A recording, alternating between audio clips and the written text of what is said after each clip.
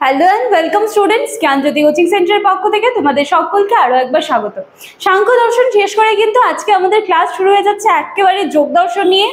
যোগ দর্শনের পরিচয় বলতে পারো বা বেসিক কনসেপ্ট যেটা আছে যোগ দর্শন কি সেটা নিয়ে কিন্তু আজকে আমার আলোচনার বিষয় বা ক্লাসে যাওয়ার আগে আমি একটু তোমাদের বলে নিতে চাই, তোমাদের থার্ড সেমিস্টারের অ্যাডমিশন অনেক দিন আগের থেকেই শুরু হয়ে গিয়েছে এবং আমরা কিন্তু অনলাইন ক্লাসও শুরু করে দিয়েছি।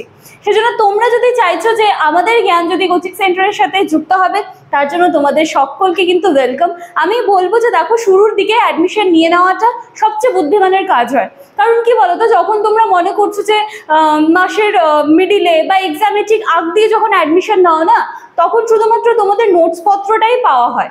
এই যে ব্যাপারগুলো নিয়ে যে একটা ডিটেলস ক্লাস হয়, আমি যেখানে মানে ইউটিউব ভিডিওর মাধ্যমে আমি যে জিনিসগুলো বোঝাই সেটা তো ঠিক আছে, কিন্তু আমি আমার পেইড ব্যাচের যে স্টুডেন্টসরা রয়েছে তাদেরকে কিন্তু আরো ডিটেলসে কিছু ইনফরমেশন দিয়ে থাকি এবং আরো ডিটেলসে কিন্তু বোঝাই। তাহলে কি হচ্ছে, এই সমস্ত কিছুর থেকে কিন্তু তোমরা তখন মাসের মাঝে বা পরীক্ষার আগে যখন অ্যাডমিশন নাও তখন সেখান থেকে কিন্তু তোমরা বাদ পড়ে যাও, কনসেপ্টগুলো ক্লিয়ার হয় না, পরীক্ষার আগে সেই নোট পড়ে মুখস্থ করে দেওয়ার মতন একটা ব্যাপার হয়ে যায়। সেজন্য আমি আমার মানে পার্সোনাল ওপিনিয়ন যদি চাও, আমি বলবো যে আগে ভাগে অ্যাডমিশন নিয়ে নেওয়াটা কিন্তু সত্যিই বুদ্ধিমানের কাজ। আমাদের জ্ঞানজ্যোতি কোচিং সেন্টারের সাথে যুক্ত হতে গেলে তোমাদেরকে কর্নারে দেওয়া দুটি নাম্বারের মধ্যে যে কোনো একটি নাম্বারে কিন্তু কল করে নিতে হবে। এই নাম্বার দুটি হলো আমাদের জ্ঞানজ্যোতি কোচিং সেন্টারের অফিসিয়াল হেল্পলাইন নাম্বার। এই দুটি নাম্বারের মধ্যে যে কোনো একটি নাম্বারে যখন কল করবে, সেখানে তোমরা তোমাদের কোর্স ফি রিলেটেড যা কোয়ারিজ আছে, এছাড়া সাবজেক্ট নিয়েও যদি কোনো কনফিউশন থাকে, সমস্তটাই কিন্তু তোমাদের ক্লিয়ার করে দেওয়া হবে।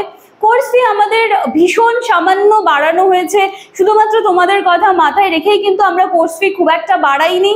এবং কেন বাড়িয়েছে এর কারণটাও তোমরা জানো যে এবছরের সিলেবাস কিন্তু একটু লেন্দি আছে, ঠিক আছে? সে কথা মাথায় রেখে খুবই সামান্য বাড়ানো হয়েছে।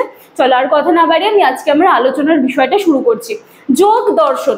দেখো, মেইনলি যদি আমি এই শব্দটা নিই যোগ, এই যোগ কথা বলতে গেলে কি হয়, কোনো কিছুকে যুক্ত করা বোঝায় না বা ঈশ্বরের সাথে যুক্ত হওয়া বোঝায় না, কিন্তু যোগ দর্শনে যোগ বলতে এই কোনো কিছুই কিন্তু বোঝানো হচ্ছে না। বেসিক্যালি আমরা যোগ মানে কি বুঝি, অ্যাড করা বুঝি কোনো কিছুর সাথে, বা একটা আধ্যাত্মিক লেভেলে গিয়ে আমরা ঈশ্বরের সাথে জুড়ে যাচ্ছি, এই সমস্ত কিছু হয়তো আমরা বুঝবো মেইনলি শুনলে, কিন্তু না, এরকম কোনো কিছুই নয়। দেখো, জুজ ধাতু থেকে কিন্তু যোগ শব্দটা এসেছে, জুজ ধাতু থেকে যোগ শব্দ এসেছে এবং এর ব্যুৎপত্তিগত অর্থ হচ্ছে সমাধি, এবং প্রাচীন ভারতীয় ঋষি পতঞ্জলি, ইনি কিন্তু মানে বলা যেতে পারে যে এই যোগ শাস্ত্রের কিন্তু জনক বলা যেতে পারে এনাকে, ঠিক আছে?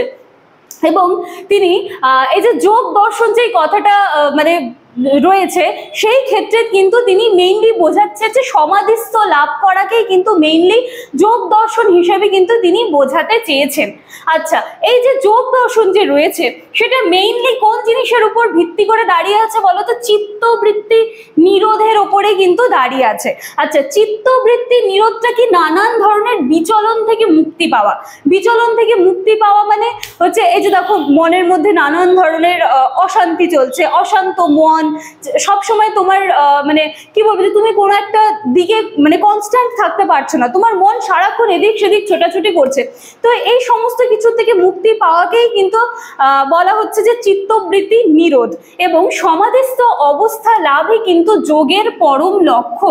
তাহলে যোগকে যদি আমরা বলি যে সমাধি লাভ করা, তাহলে কিন্তু খুব একটা ভুল হবে না। মানে যোগ দর্শন এই কথাটার যদি আমরা অর্থ বলতে চাই, তাহলে কিন্তু আমরা সমাধিস্থ লাভ যদি বলি, তাহলে কিন্তু খুব একটা ভুল হবে না, কারণ এখানে কিন্তু যোগ দর্শন কথাকে সেই সূত্রেই ব্যবহার করা হয়েছে। এর পরিবর্তে নাকি যোগকে কোনো কিছু যুক্ত করা বা ঈশ্বরের সাথে যুক্ত করা, এই সমস্ত কিন্তু কোনো কিছুই এখানে বলা হয়নি। তাহলে তোমরা এখানে দুটো প্রশ্ন দেখো, এখান থেকেই বেরিয়ে যাচ্ছে যোগ শব্দের ব্যুৎপত্তিগত অর্থ কি সমাধি, এবং সেখান থেকেই মেইনলি এর মানেটা এসেছে। বা যোগ শাস্ত্রের জনক যদি কে বলা হয়, তাহলে কিন্তু অবশ্যই হবে আমাদের প্রাচীন ভারতীয় ঋষি পতঞ্জলি। এছাড়া যোগ দর্শনের মেইন ভিত্তি বা যে জিনিসটার উপরে মেইনলি ফোকাস করে সেটা হচ্ছে চিত্তবৃত্তি নিরোধ, ঠিক আছে? তো এই হচ্ছে তোমাদের কিন্তু যোগ দর্শন।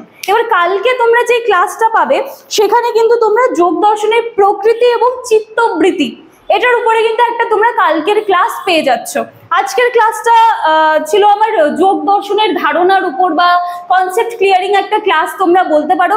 ভালো করে আজকের ক্লাসটা দেখে নিও, কারণ কি হয়, প্রথম দিন যেই বিষয়টা নিয়ে আমরা জানতে চাই বা যেই বিষয়টা নিয়ে আমাদের ক্লাস শুরু হয় সেটা নিয়ে যদি কনসেপ্টটা ক্লিয়ার থাকে তখন আস্তে আস্তে যত আমরা এগোবো জিনিসগুলো কিন্তু স্মুথলি যায়। এবং প্রথম দিনেই যদি কোনো একটা জড়তা থাকে তখন পরবর্তী দিনে যখন আমরা সেই পয়েন্টসগুলো নিয়ে এগোই তখন কিন্তু দেখা যাচ্ছে যে জিনিসগুলো একেবারে বাউন্স করছে। সেজন্য কাইন্ডলি আজকের ভিডিওটা তোমরা দেখে নিও। ভিডিওটা ভীষণ ছোট হয়েছে কিন্তু একেবারে কোয়ালিটিফুল ছিল আর কি, ঠিক আছে? তো চলো আজকে যোগ দর্শন নিয়ে আমি শুরু করলাম। পরবর্তী দিনে এই যোগ দর্শনের উপর 3-4টে এরকম ক্লাস কিন্তু তোমরা পেয়ে যাবে। তাহলে চলো আর কথা না বাড়িয়ে আজকের ক্লাস বা আজকের আলোচনার বিষয়টি এখানেই শেষ করছি। ক্লাসটি ভালো লাগলে লাইক, কমেন্ট, শেয়ার, সাবস্ক্রাইবের আশা রাখলাম। তোমাদের মূল্যবান কমেন্টসগুলো আমাদের প্রত্যেকদিন আরো ভালো ভালো কাজ করার জন্য কিন্তু উৎসাহিত করে। চলো আর কথা বাড়াচ্ছি না, ক্লাস এখানেই শেষ করছি। দেখা হচ্ছে আবার যোগ দর্শন নিয়ে কালকে। Thank you.